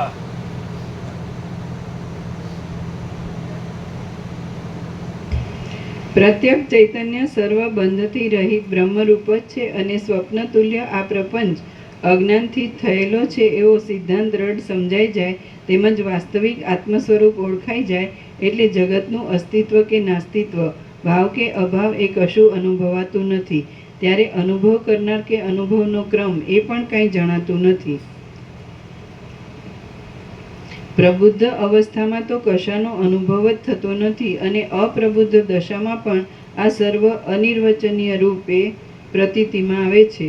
તે પોતાના અનુભવ વડે જણાય છે અને સદરૂપ તથા અસદરૂપ ભાસે છે. સર્વશક્તિમાન પરમ તત્વની અંદર ભાવો અભાવ રૂપે અને અભાવો ભાવરૂપે સર્વથા સર્વદા ભાસતા રહે છે. બ્રહ્મની અંદર જગતને આકારે વૃદ્ધિ પામે છે અને ચિદાકાશની અંદર જગત રૂપે વિસ્તાર પામે છે. પણ વસ્તુતઃ જોતા ચિદાકાશમાં જગતને આકારે વૃદ્ધિ થવી સંભવતી જ નથી. આ હું અને દ્રષ્ટા દ્રશ્ય તથા દર્શન રૂપે દેખાતો આ દ્રશ્ય બ્રહ્મ શાંત ચિદાકાશનો જ વિસ્તાર છે. તેમાં ભીંત આદિ સ્થૂલ આકાર સંભવતો નથી. જેમ પોતાનું કલ્પેલું સંકલ્પનગર સત્ય નથી તેમજ તેમાંનું ભીંત આદિ પણ કાંઈ સત્ય હોતું નથી. તે જ પ્રમાણે આ જગત વિશે સમજવાનું છે. માત્ર એક નિર્વિકાર શાંત પરબ્રહ્મ સત્ય છે. આ સર્વ અખંડિત પૂર્ણ પરમ શાંત નિર્વિકલ્પ નિરાભાસ અનાદિ અનંત અને સ્ફૂર્તિથી રહિત એવા પરબ્રહ્મ રૂપ જ છે. મારું પોતાનું સ્વરૂપ જન્મ મરણથી રહિત છે, શાંત છે, આદિ અંત વિનાનું છે, ઉપાધિથી રહિત છે અને નિરાકાર છે. તેને મેં બરાબર ઓળખી લીધું છે. જે જીવ ચૈતન્ય અંદર પ્રકાશી રહેલું છે તે જ વાચ્ય ભાવને જે જીવ ચૈતન્ય અંદર પ્રકાશી રહેલું છે તે જ વાચ્ય ભાવને પ્રાપ્ત થાય છે.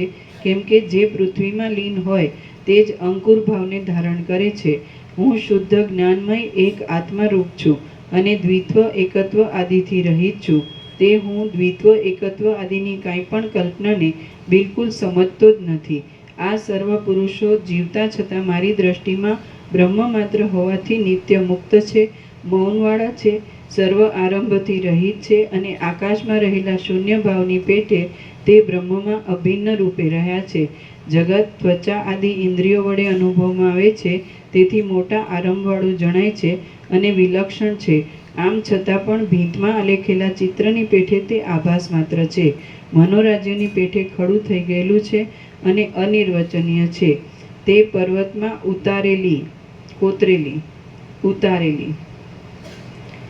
પર્વતમાં ઉતારેલી પ્રતિમાના જેવું છે.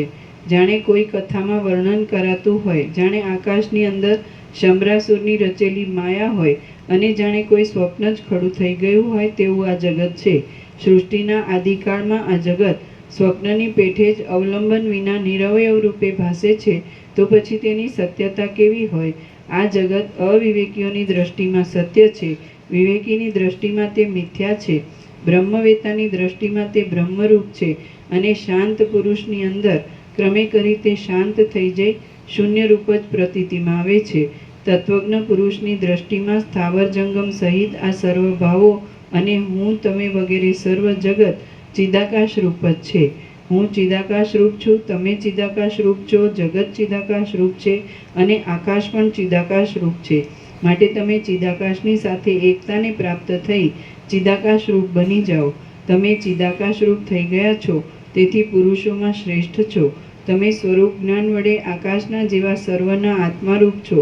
તમે આકાશ જેવા નિર્વિકાર છો અને પૂર્ણ આનંદરૂપ એવા બ્રહ્મથી અભિન્ન છો. આમ સમજી હું તમને વંદન કરું છું. આ જગત ચિદ્રૂપ હોવાથી ચિદાકાશમાંથી ઉત્પન્ન થાય છે તથા પાછું તેમાં જ તે લય પામી જાય છે. વળી તે કારણ વિના જ ખડું થઈ ગયેલું હોવાથી નિર્મળ ચિદાકાશ રૂપ જ છે.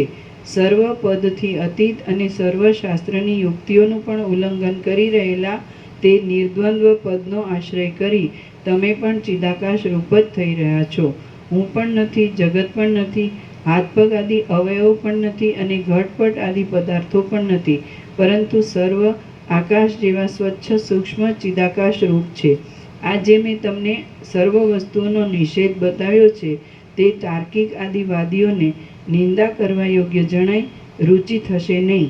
તો પણ આત્મજ્ઞાનને ઈચ્છનાર વિવેકી પરીક્ષકોની સભામાં આ વિચાર ઝળકી ઉઠે એવો છે.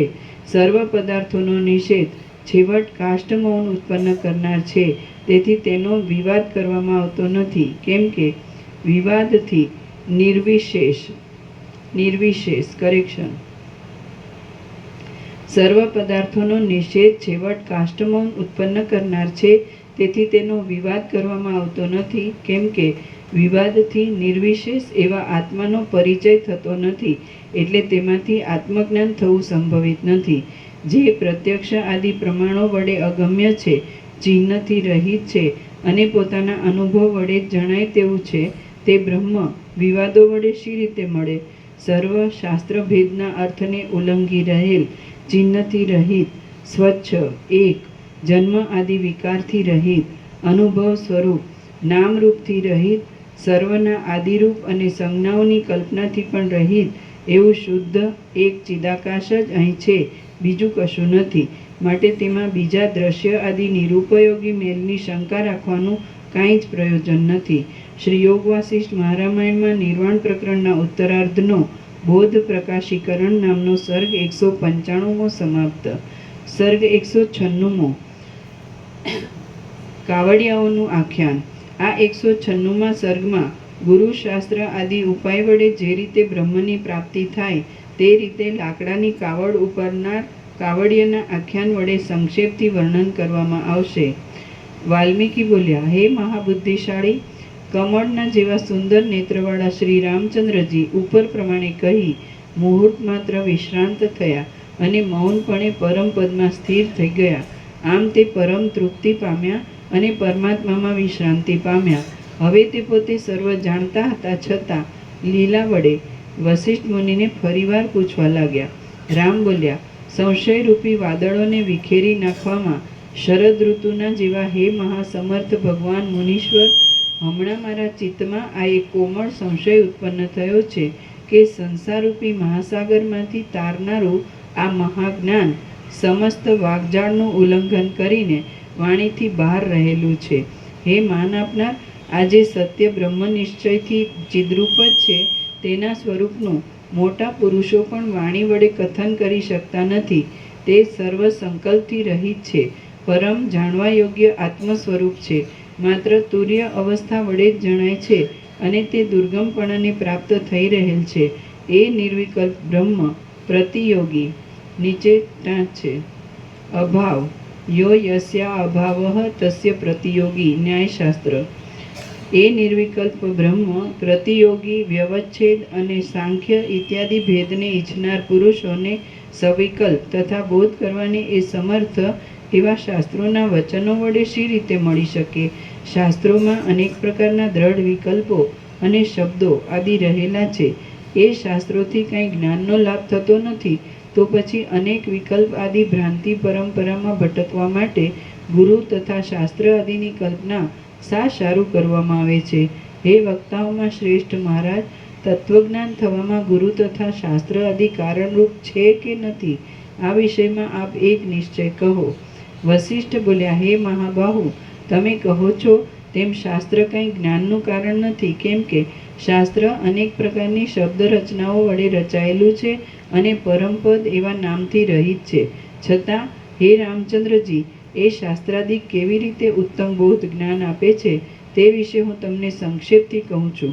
કોઈ એક ઠેકાણે ઘણા લાંબા કાળથી શૂદ્ર જાતિના દુર્ભાગી કાવડિયાઓ હતા. ગ્રીષ્મ ઋતુ વડે જેમ જૂના ઝાડો સુકાઈ જાય છે તેમ તેઓ દુઃખ વડે દુબળા થઈ ગયા હતા. તેઓ અટળ ગરીબાઈમાં હતા, તેથી ફાટી તૂટી ગોદડીઓથી કામ ચલાવતા હતા. પરિણામે જેમ તળાવ ફાટી જતાં પાણી બહાર નીકળી જાય એટલે તેની અંદરના કમળો કરમાઈ જાય, તેમ તેમના મુખ અને હૃદય કરમાઈને દીન બની ગયા હતા. દરિદ્રતાથી સળગી રહેલા એ કાવડિયાઓ પોતાના જીવિત માટે વિચાર કરવા લાગ્યા કે કઈ યુક્તિથી આપણે પેટ ભરીએ. એમ વિચાર કરી દૈવયોગે તેમણે નિર્ણય કર્યો કે રોજ સાંજ સુધી મહેનત કરી લાકડા મેળવવા અને તેનો ભારો વેચી આપણે આપણું પેટીયું કાઢવું. આવો નિશ્ચય કરી તેઓ લાકડા માટે જંગલમાં જવા માંડ્યા, કેમ કે જે યુક્તિ વડે જીવિકા ચાલે છે તે જ યુક્તિ આપતકાળમાં શોભા આપે છે. એ પ્રમાણે તેઓ પ્રતિદિન જંગલમાં જઈ લાકડા લાવી તેને વેચી દેહનું પોષણ કરવા લાગ્યા અને દરરોજ જે અન્ન મળે તેથી નિર્વાહ કરવા લાગ્યા. તેઓ જે વનની અંદર જતા હતા તેની અંદર અનેક ગુપ્ત અને પ્રકટ રત્નો હતા, તેમજ કાષ્ઠ, સુવર્ણ આદિ પણ હતા. એ ભાર ઉપાડનારા કાવડિયાઓમાંથી કેટલાકને કેટલેક દિવસે તે વનમાંથી સુવર્ણોની અને રત્નોની પ્રાપ્તિ થઈ.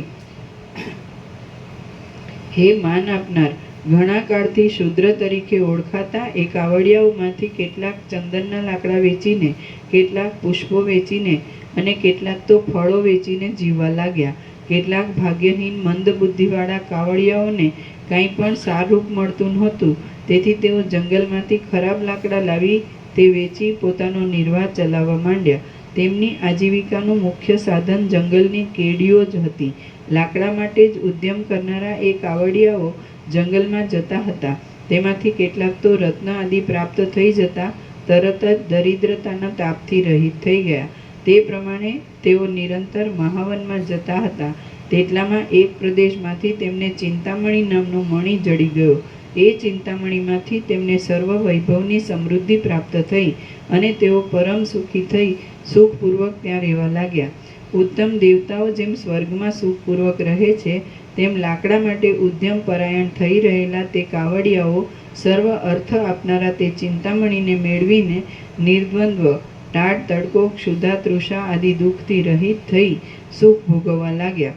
આમ એ કાવડિયાઓએ લાકડા લાવવાના ધંધામાંથી ચિંતામણી મેળવ્યો અને તેમને પરિપૂર્ણ રીતે ઉત્તમ ધન સાંપડ્યા. આથી તેઓ ભય, મોહ, ખેદ અને દુઃખ આદિથી મુક્ત થઈ ગયા અને તેઓ બુદ્ધિને આનંદમય બનાવીને તેમજ બીજી વસ્તુઓના લાભ અલાભમાં સમાન રહીને સુખેથી પોતાનો સમય ગાળવા લાગ્યા. સર્ગ 196મો સમાપ્ત. સર્ગ 197મો. આત્મજ્ઞાનમાં ગુરુ અને શાસ્ત્ર ઉપયોગી છે. આ 197માં સર્ગમાં કાવડિયાના આખ્યાનના તાત્પર્યનું વિવરણ કરવાના ક્રમથી આત્મજ્ઞાનમાં ગુરુશાસ્ત્ર આદિનું હેતુપણું વર્ણવાશે. રામ બોલ્યા, હે માનદાતા, હે મુનિઓમાં શ્રેષ્ઠ, એ કાવડિયાઓની વાર્તાથી સૂચવવાના ક્રમને હું નિસંદેહપણે જે પ્રમાણે જાણું તે પ્રમાણે આપ કરો. વશિષ્ઠ બોલ્યા, હે રામચંદ્રજી, ઉપરની કથામાં મેં કાવડિયાઓ કહ્યા તે આ પૃથ્વીની અંદરના મનુષ્યો સમજવા. મેં કાવડિયાઓનું જે દરિદ્રતા સંબંધી દુઃખ કહ્યું તે અજ્ઞાન અને તેથી થતા 3 પ્રકારના તાપો છે. જેને મેં મોટું જંગલ કહ્યું તે ગુરુ અને શાસ્ત્રક્રમ આદિ સમજવું. તેઓ ઉદરભરણને અર્થે ઉદ્યમમાં પ્રવૃત્ત થયા એમ જે મેં કહ્યું તે ભોગની ઈચ્છા રાખનારા મનુષ્યો સમજવા. મને નિરંતર ભોગોના સમૂહો જ પ્રાપ્ત થાઓ એમ કૃપણ બની જઈ મનુષ્ય બીજા કાર્યોની અપેક્ષા રાખતા નથી અને શાસ્ત્ર આદિમાં પ્રવૃત્ત થાય છે. જો કે મનુષ્ય શાસ્ત્ર આદિમાં પણ ભોગ માટે પ્રવૃત્તિ કરે છે તો પણ છેવટ શાસ્ત્રના રહસ્યને, સ્વયં પ્રકાશ આત્માને સમજી લે તે પરવશ છતાં પણ મોક્ષરૂપી આદ્ય પદને પ્રાપ્ત થાય છે. જેમ કોઈ સાર અસાર શોધનાર વિવેકી કાવડિયાએ લાકડાને માટે ઉદ્યોગ કર્યો છતાં મણી મેળવ્યો, તેમ ભોગને અર્થે શાસ્ત્ર ગ્રહણ કરતા છતાં કોઈ વિવેકી પુરુષ પરમ પદને પામે છે. કોઈક તો શાસ્ત્ર અને વિચાર વડે શું થાય એવા સંદેહભર્યા કુતૂહલથી શાસ્ત્ર આદિમાં પ્રવૃત્ત થાય છે અને પછી ઉત્તમ પદને મેળવે છે. ઉત્તમ તત્વરૂપ અર્થ અનુભવમાં નહીં આવવાથી કેટલાક મનુષ્યો સંદેહને લીધે વિષયભોગને માટે જ શાસ્ત્ર આદિમાં પ્રવૃત્ત થાય છે અને પછી છેવટે તે શુદ્ધ પદને પામે છે. કાવડિયાઓ જેમ લાકડા લેવા માટે જંગલમાં જતા હતા, છતાં કોઈ જુદા જ ચિંતામણીનો તેમને અપૂર્વ લાભ મળ્યો, તેમ લોકો પોતાની વાસના અનુસાર શાસ્ત્ર દ્વારા અન્યથા જુદા જ ફળની આશાથી પ્રવૃત્તિ કરે છે અને તેમને તેમાંથી નિરતિશય મોક્ષ સુખરૂપ એવું કંઈક બીજું જ ફળ મળે છે. જે સ્વાભાવિક રીતે જ નિરંતર પરોપકારમાં પ્રવૃત્ત રહે છે તે સાધુ સત્પુરુષ કહેવાય છે અને સર્વ લોકોમાં તેની ચેષ્ટા જ પ્રમાણરૂપ બને છે. તત્વને ન જાણનારા લોકો યોગોની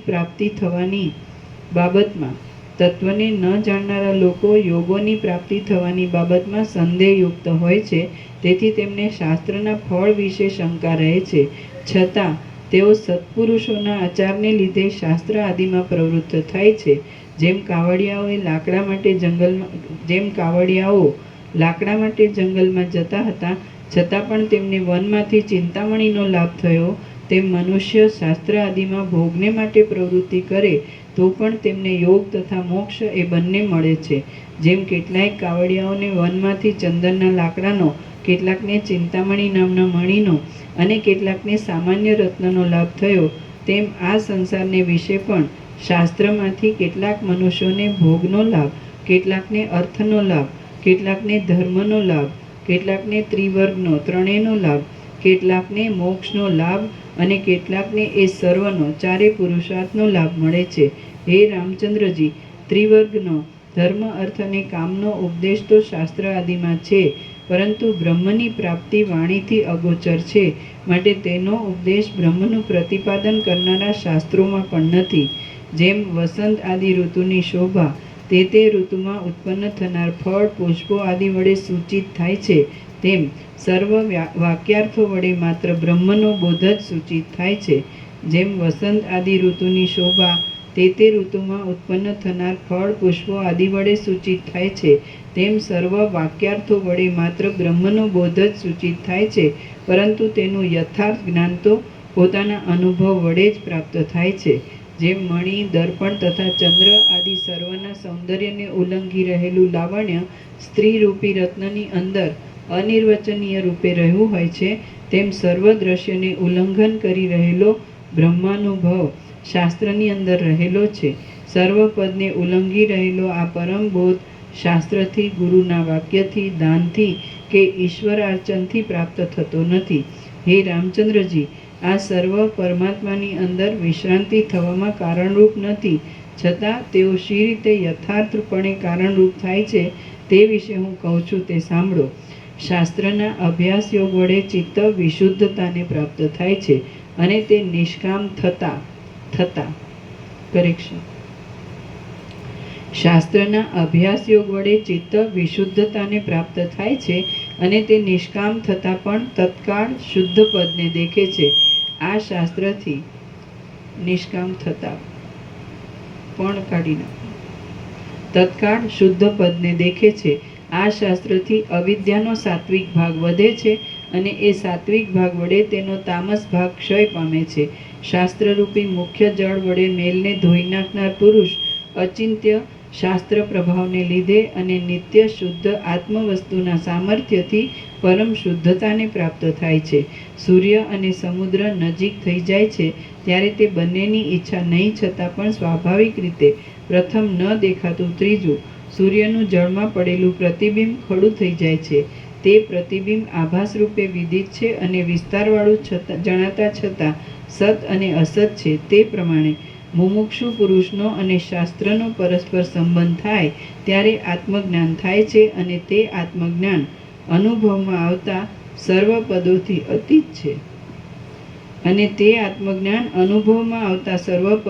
અતીત છે. જેમ સૂર્ય અને સમુદ્ર એ બંનેનું સ્વરૂપ જોવાથી તેનો વિવેક થાય, જુદાપણું જણાય છે, તેમ સ્વાભાવિક રીતે શાસ્ત્ર વિવેકથી દેહની અંદર શુદ્ધ આત્માની ભિન્ન રૂપે અનુભવ થાય છે.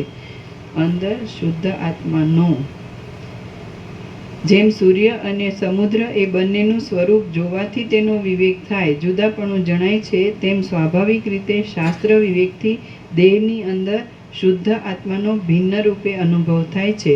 જળની અંદર એક લોઢા વડે બીજા લોઢાને ધોતો બાળક જેમ બંને લોઢા ઘસવાથી પોતાના હાથની પરમ શુદ્ધતાને મેળવે છે, તેમ આત્મતત્વની પરીક્ષા માટે પોતાના વિચારથી શાસ્ત્રોના વિકલ્પોના સમૂહ વડે બીજા વિકલ્પોને ધોઈ નાખનાર વિવેકી પુરુષ પરમ શુદ્ધતાને મેળવે છે. જેમ ઇક્ષુના શેરડીના રસનું માધુર્ય અનુભવ વડે જણાય છે, તેમ મહાવાક્યના અર્થના રસરૂપ પોતાના આત્માનું સંધાન શાસ્ત્ર આદિથી મળે છે અને તે પોતાના અનુભવથી જ જણાય તેવું છે.